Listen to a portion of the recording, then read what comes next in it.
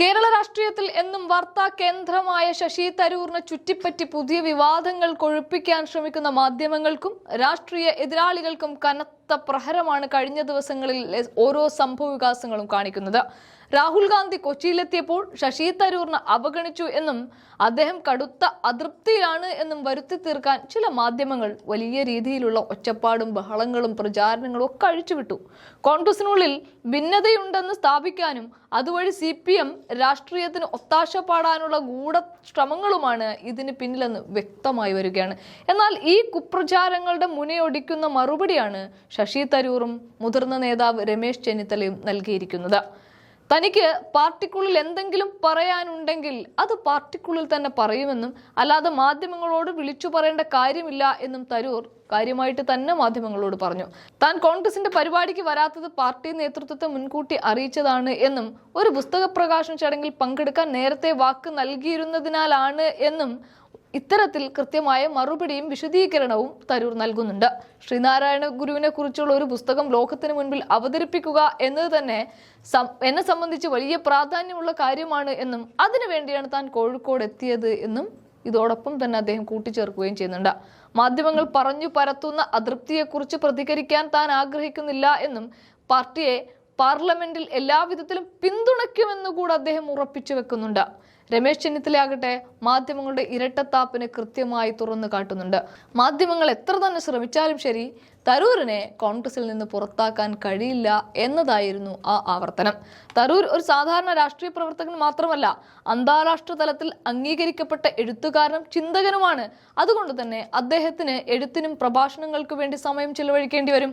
പൂർണ്ണ സമയം രാഷ്ട്രീയ പ്രവർത്തകരെ പോലെ എല്ലാ പരിപാടികളിലും അദ്ദേഹത്തിന് പങ്കെടുക്കാൻ കഴിഞ്ഞെന്നും വരില്ല. അത് പാർട്ടിക്ക് കൃത്യമായി അറിയാവുന്ന കാര്യമാണ് എന്നും ഇതിനെ അവഗണനയായി ചിത്രീകരിക്കുന്നത് മാധ്യമങ്ങളുടെ ഭാവന മാത്രമാണ് എന്നുമാണ് ചെന്നിത്തലയുടെ പരിഹാസം. രാഹുൽ ഗാന്ധിക്ക് അതൃപ്തിയുണ്ടെന്ന വാർത്തകൾ ചില കേന്ദ്രങ്ങൾ ബോധപൂർവം പടച്ചുവിടുന്നതാണ് എന്നും അതിൽ ഒരു വാസ്തവുമില്ല എന്നും അദ്ദേഹം വ്യക്തമാക്കുന്നുണ്ട്. ചുരുക്കത്തിൽ കോൺഗ്രസ് നേതൃത്വവും ശശി തരൂരും തമ്മിലുള്ള വലിയ അകൽച്ചയിലാണെന്ന് വരുത്തി തീർക്കാൻ കൈരളിയും റിപ്പോർട്ടറും അടക്കമുള്ള മാധ്യമങ്ങൾ നടത്തിയ ശ്രമങ്ങൾ പാളിയിരിക്കുകയാണ്. തരൂരിന്റെ പ്രതിഭയെയും പ്രവർത്തന രീതിയെയും അംഗീകരിക്കുന്ന പാർട്ടിയാണ് കോൺഗ്രസ് എന്ന് ചെന്നിത്തലയുടെ വാക്കുകൾ വ്യക്തമാക്കുന്നുണ്ട്. പാർട്ടിക്കുള്ളിലെ ജനാധിപത്യപരമായ ചർച്ചകളെ ഭിന്നതയായി വ്യാഖ്യാനിച്ച് CPM രാഷ്ട്രീയത്തിന് വളമിടുന്ന മാധ്യമങ്ങൾക്കുള്ള ശക്തമായ തിരിച്ചടിയാണ് ഈ നേതാക്കളുടെ ഓരോ വാക്കുകളും.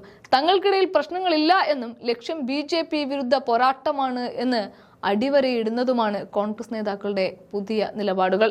എന്താണെങ്കിലും ഇന്ന് ശശി തരൂരും ചെന്നിത്തലയും ഈ വിഷയത്തിൽ നല്ലതുപോലെ പ്രതികരിച്ചിട്ടുണ്ട്. അതൊന്ന് കാണാം. മാധ്യമത്തിൽ അതിൽ ചില കാര്യങ്ങൾ ശരിയായിരിക്കും, ചില കാര്യങ്ങൾ ശരിയായിരിക്കില്ല. ഞാൻ അതിനെക്കുറിച്ച് ഇവിടെ പബ്ലിക്ലി ചർച്ച നടക്കുന്നത് ശരിയല്ല. ഞാൻ പോയില്ലേ, ഞാൻ പാർട്ടി നേതൃത്വത്തെ നേരത്തെ അറിയിച്ചു ഞാൻ വരുന്നില്ല എന്ന്. എനിക്ക് എന്തായാലും ഇവിടെ വാക്ക് കൊടുത്തായിരുന്നു. ഇതിനെ ക്യാൻസൽ ചെയ്തിട്ട് പോയിട്ട് വരേണ്ടിയിരുന്നു. കോഴിക്കോടേക്ക് വരാനും പോകാനും കുഴപ്പമില്ല, നിങ്ങൾക്കറിയാമല്ലോ. അപ്പോൾ ഒന്നുമല്ലെങ്കിൽ ഇത് ചെയ്യണം, അല്ലെങ്കിൽ അത് ചെയ്യണം. ഞാൻ പറഞ്ഞു ഈ സ്ഥിതി ഞാൻ ഇതാണ് ചെയ്യാൻ പോകുന്നത്. പക്ഷേ ഞാൻ ഉറപ്പുമായിട്ട് പാർലമെൻറ്റിലെ എല്ലാ വിധത്തിലും പങ്കെടുക്കുമ്പോൾ പാർട്ടിയെ ആ സമയത്ത് കാണാൻ നേതൃത്വത്തിന്. പക്ഷേ എനിക്ക് പറയാനുള്ളത് പാർട്ടിയുടെ അകത്ത് പാർട്ടിയുടെ അകത്ത് തന്നെ പറയണം, നല്ലത് മാധ്യമക്കാരുടെ മുമ്പിലല്ല. നിങ്ങളെല്ലാവരും നിങ്ങളുടെ കാര്യങ്ങൾ ചെയ്തോളൂ, ഞാൻ എൻ്റെ കാര്യങ്ങൾ നോക്കട്ടെ. നോക്കൂ, അതിനെക്കുറിച്ച് ഒരു വാക്ക് ഞാൻ പറയാൻ പോകുന്നില്ല. നിങ്ങൾ പറഞ്ഞു എനിക്ക് അസംതൃപ്തി ഉണ്ടായിരുന്നു. ഞാൻ അതിനെ വേറെ ഒന്നും അതിനേക്കാൾ കൂടി ചേർത്ത് പറയാൻ ആഗ്രഹിക്കുന്നില്ല. എൻ്റെ ഉദ്ദേശമായിരുന്നു, ഞാൻ പാർട്ടി നേതൃത്വം പറഞ്ഞത് ഇവിടെ വരട്ടെ, ഈ ശ്രീനാരായണ ഗുരു പുസ്തകം പ്രത്യേകിച്ച് എനിക്ക് ലോകത്തിന് മുമ്പിൽ പ്രകാശിപ്പിക്കുന്നത് നല്ലൊരു കാര്യമാണ്. അത് കേരളത്തിനെ ബന്ധപ്പെട്ടതും എൻ്റെ ഓരോരോ ചിന്തകളെക്കുറിച്ച് എനിക്ക് ആ പുസ്തകത്തിനെ പ്രകാശിപ്പിക്കാൻ വലിയ ആഗ്രഹമുണ്ടായിരുന്നു. ജയ്പൂർ ലിറ്റററി ഫെസ്റ്റിവൽ എനിക്ക് ഒരിക്കൽ മുടക്കേണ്ടി വന്നു രാഷ്ട്രീയ ചടങ്ങിൻ്റെ കാരണം. അതുപോലെ തന്നെ ഇതിനെയും മുടക്കേണ്ട പറഞ്ഞാൽ ഇവിടെ വന്നതാണ്. അത്രയേ ഉള്ളൂ. ഇനി ബാക്കിയെല്ലാം ഞാൻ പിന്നെ സംസാരിക്കും. അതുകൊണ്ട് നിങ്ങൾ എത്ര വിചാരിച്ചാലും ശശി തരൂരിനെ കോൺഗ്രസിൽ നിന്ന് ഓടിക്കാൻ പറ്റില്ല. ഇന്നിപ്പോഴേ ശശി തരൂർ കോഴിക്കോട് പറഞ്ഞിരിക്കുന്നത് ഈ അദ്ദേഹത്തെ അതൃപ്തിയുമായി ബന്ധപ്പെട്ട് വന്ന വാക്കുകൾ ചിലത് ശരിയാണ്, ചിലത് തെറ്റാണ്. തനിക്ക് പറയാനുള്ളത് നേതൃത്വത്തോട് പറയും എന്നാണ്. അതായത് മഹാപഞ്ചായത്തിൽ തരൂരിനെ അവഗണിച്ചു എന്ന് പറയുന്നത്. അല്ല, അദ്ദേഹം പറയട്ടെ, ചിലത് ശരിയാണ്, ചിലത് ശരിയാണെന്നോണ്ട് പറയട്ടെ. അദ്ദേഹത്തിന് അതൃപ്തി ഇല്ലെന്ന് ഇപ്പം മനസ്സിലായല്ലോ. ഞങ്ങൾ പറഞ്ഞത് ശരിയാണെന്ന് മനസ്സിലായല്ലോ. അദ്ദേഹം പാർട്ടിയുടെ പരിപാടികളിൽ നിന്നൊന്നും വിട്ടു നിൽക്കുന്ന ഒരാളല്ല. അത് ഇന്നലെ വരാതിരുന്നത് മുൻകൂട്ടി തയ്യാറാക്കിയ പരിപാടി ഉണ്ടായിരുന്നത് കൊണ്ടാണ് എന്ന് ഞങ്ങൾ പറഞ്ഞല്ലോ. നേതാവിനെ സംബന്ധിച്ച് പാർട്ടിയല്ലേ? അല്ല, അത് അദ്ദേഹം രാഷ്ട്രീയ നേതാവുമാണ്. അല്ല, ഇപ്പൊ അങ്ങായിരുന്നെങ്കിൽ അത് ഞാൻ പാർട്ടിയുടെ നിർണായക ചർച്ചയിൽ നിന്ന് എന്നെ പോലെ അല്ലല്ലോ ശശി തരൂർ. ശശി തരൂർ ഒരു എഴുത്തുകാരനാണ്, ഗ്രന്ഥകാരനാണ്, അന്തർദേശീയ തലത്തിൽ പ്രവർത്തിക്കുന്ന ഒരു വ്യക്തിയാണ്. അദ്ദേഹം 100% പാർട്ടിക്കാരനല്ലോ എപ്പോഴും. അദ്ദേഹം അതിനേക്കാൾ ഉപരിയായിട്ട് എഴുത്തും അതോടൊപ്പം തന്നെ പ്രസംഗങ്ങളും പ്രഭാഷണങ്ങളും ഒക്കെ രാജ്യവ്യാപകമായും രാജ്യത്തിന് പുറത്തും നടത്തുന്ന ഒരു വ്യക്തിയാണ്. അപ്പോൾ അദ്ദേഹത്തിന് ഞങ്ങളൊക്കെയാണ് പൂർണ്ണ സമയം പാർട്ടിക്കാരാണ്.